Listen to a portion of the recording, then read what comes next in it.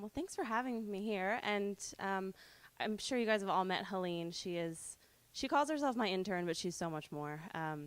So I'm going to talk a little bit about the project that she's working on and some of the other things that Project H is up to these days, and give you a little background on the organization, some of the things that we believe in, and ideas that we champion.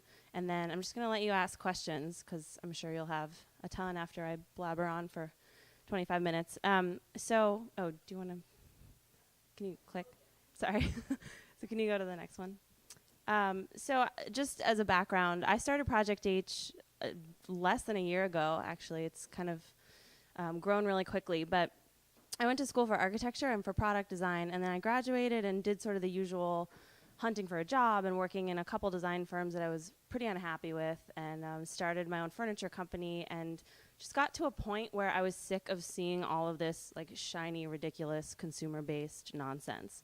Going to ICFF and the whole sort of general direction of the design industry, particularly product design, felt very, very superficial to me. I'm sure some of you guys feel the same way. So this is a project by Tobias Wong, who I actually think is a really amazing guy. But this project he did was a criticism of the sort of excessive and unjustifiable consumerism that we continue to, we as the industrial design industry, continue to sort of perpetuate. So I started Project H it's only been official since January. But it was really out of my own frustration and as a means for me as an individual to figure out a way that I could be a more sort of socially responsible and socially ethical designer in my own work, but also as a means to provide a conduit for other designers to work in similar arenas. So if you can go to the next one. So I'm going to talk a little bit about the Hippo Roller project, which is has been sort of our ongoing and biggest project to date. And this started about, I guess it was February or March. This started when the Hippo Roller man, Grant Gibbs, who's based outside Johannesburg, he had gotten in touch with me and said, we have this amazing thing. I'm sure you guys have seen the Hippo Roller. It's that giant rolling water barrel. But it's a really amazing object, and it sort of explains itself. It's sort of immediately understandable, and it has had a huge social impact already. It's been around for like 15 years. But he had come to me saying, what is the next step here? And he's not the designer of the Hippo Roller. He had the business kind of forced upon him by the initial designers who are no longer involved in the project. And he's kind of a business tech engineer by trade and felt like, here's this great design. What more can we do with it? And beyond that, they have one manufacturing facility outside Johannesburg. It's super inefficient. It's really expensive to manufacture these things. Door to door, it's like $90 per unit, which is pretty insane for a giant plastic ping pong ball, basically.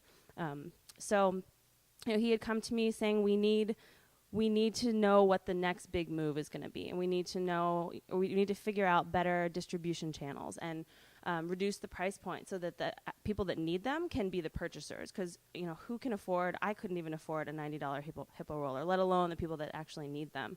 The goal was to reduce the costs to a point where they could be purchased by the end user. So there's a sense of ownership and maintenance. And then also to look at new distribution channels so that it could be distributed beyond South Africa, which is the only place it's been implemented so far. If you can go to the next one. So these are just some images of the problem.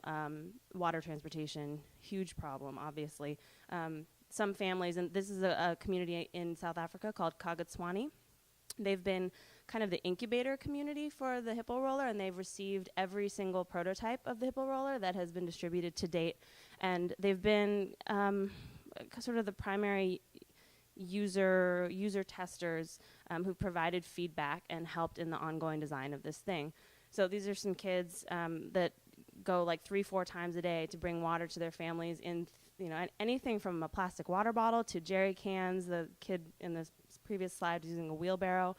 A lot of people carry water on their heads. It results in all kinds of cranial and spinal injuries. I think you guys know the story. You can go to the next one, please. Thanks.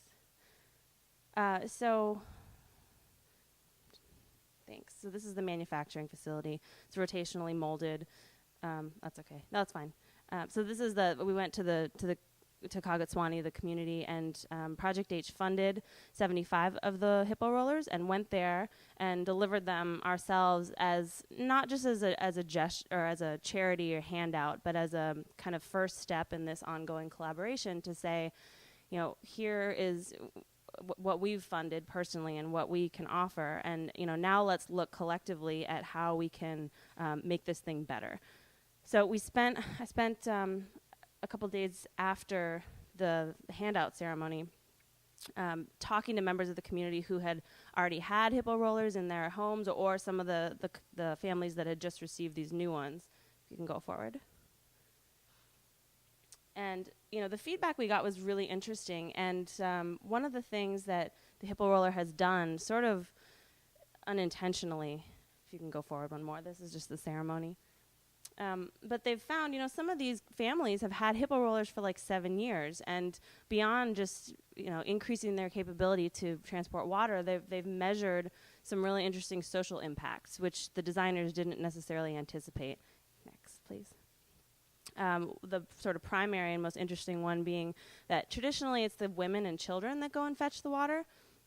And in this community where I think there are like 1,500 hippo rollers that are already distributed there, a lot of the families that are using them, it's the men, the older brothers and the fathers and uncles that have now stepped up and been like, okay, you know, this is kind of a fun, like burly, manly thing to do, and the hippo roller is really easy to use. So now they're the ones that are going to get the water every day. Or sometimes less than, depending on the size of the family. There are some families that only have to go get water like once a week now. But the men, so it's like this gender shift, and they've actually been able to measure quantitatively an increase in literacy rates for women, and more women are starting businesses, more children are able to go to school full time instead of like having to go just in the morning and then come home to go fetch water.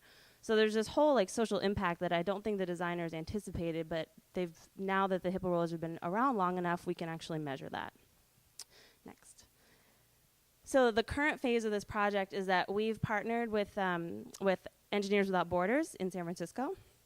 The San Francisco chapter of Project H took this on after we were in South Africa.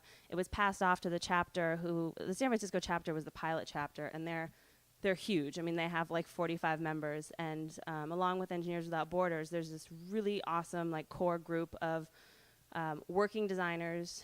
Some of them are still students, but most are, you know, have been working as designers and engineers for 3 or 4 years now. So they're going into this redesign phase to take the feedback that we got while we were in the field and to apply that and work with the hippo roller people on sort of a new business model. And this is one of the things that I didn't necessarily anticipate when I started Project H, but I think is becoming a core value in the way that we operate. And I certainly have like very little business sense myself, but it's becoming more and more apparent that it's not just the design of the object, and the hippo roller is a perfect example. It is a great object, and it's an amazing thing, and it delivers this very necessary function, but it's only as good as the business model and the distribution channels that support it. So that's what we're trying to deliver here with Engineers Without Borders, is to redesign the actual thing, but as a means to rethink the way it's being distributed. Maybe we're looking at ways to distribute the manufacturing. So maybe we're not making all the hippo rollers in one place and trying to distribute them from there. Maybe we're making the mold, distributing the mold, and starting enterprises around the world that can support that kind of rotational molding and do the distribution locally. So can you go to the next one? These are just some of the initial sketches. What we're looking at now, the current thought is that we're going to redesign the hippo roller as it exists now using the current rotational molding technique. But then we're also going to develop sort of a secondary product, which is based on local materials like a standard oil drum and some kind of bladder system, something that's more kind of appropriate technology, engineering based, that can be maintained and sold very, very cheaply in a lot of parts of the world. Next.